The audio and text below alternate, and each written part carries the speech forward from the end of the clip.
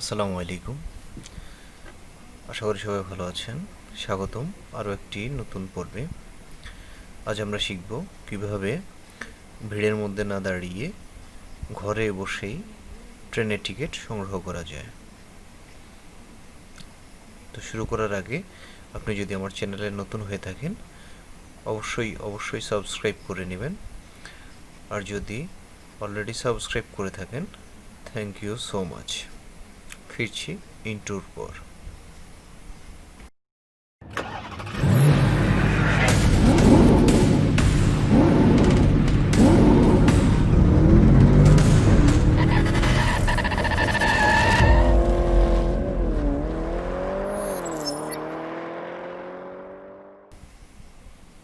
স্বাগতম আরেকবার।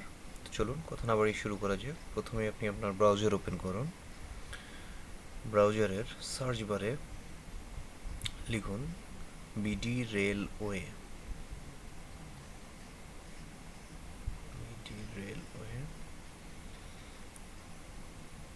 Railway ticket. প্রথমে বাংলাদেশ রেলওয়ে টিকিট ওয়েবসাইটটিতে আমরা প্রবেশ করব।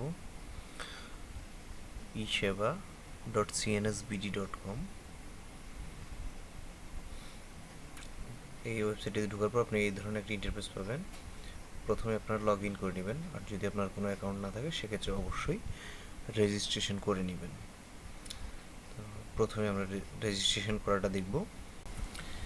প্রথমে পাবেন আপনার পুরো নাম, তারপরে ইমেল অ্যাড্রেস, তারপরে মোবাইল নাম্বার, তারপরে হচ্ছে কনফার্ম মোবাইল নাম্বার, তারপর হচ্ছে পাসওয়ার্ড, কনফার্ম পাসওয়ার্ড, এরপরে সাইন আপ। আমার অলরেডি অ্যাকাউন্ট আছে তাই আমি লগ ইনে যাচ্ছি। আমার ইমেল অ্যাড্রেস দিয়ে দিব এখানে, তারপর হচ্ছে আমার পাসওয়ার্ড দিয়ে দেওয়া হয়। জি,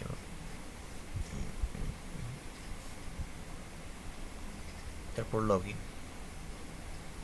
এখন আপনি এইরকম একটা মেসেজ পাবেন, লগ ইন সাকসেসফুল। এখানে উপরে ওয়েলকাম টু শিশির আমার নাম শো করছে। এক্ষেত্রে আমরা এখন ট্রেন সার্চ করব। Dhaka, from Dhaka to Chittagong.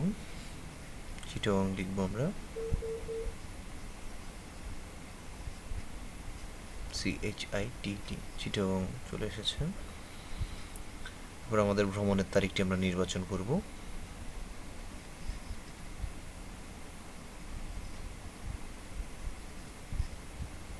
সাতাইশ 6/2020।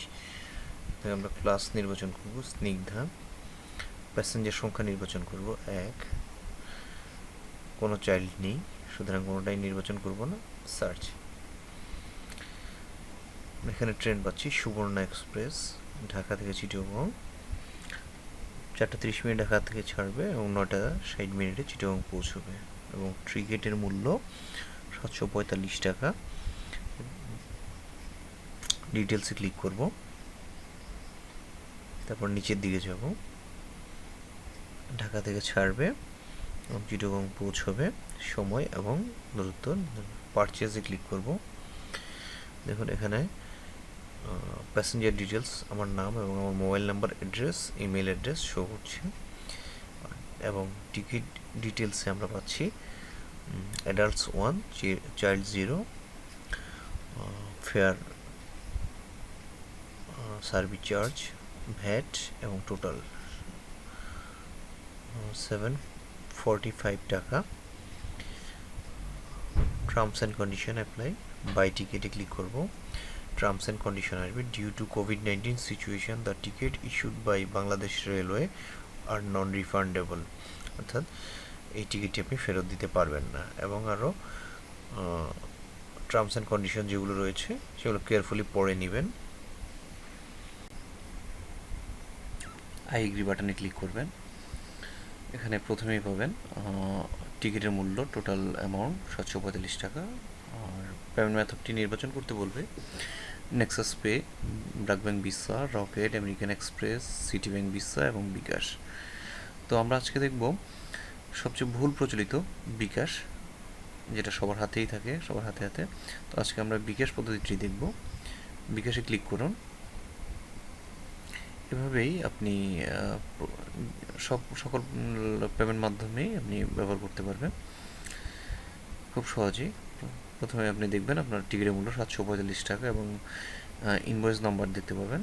তো এখানে আপনি আপনার বিকাশ অ্যাকাউন্টের নাম্বারটি দিবেন, যে নাম্বারে আপনার বিকাশ করা আছে, এবং 745 টাকার উপরে অবশ্যই থাকতে হবে আপনার অ্যাকাউন্টে,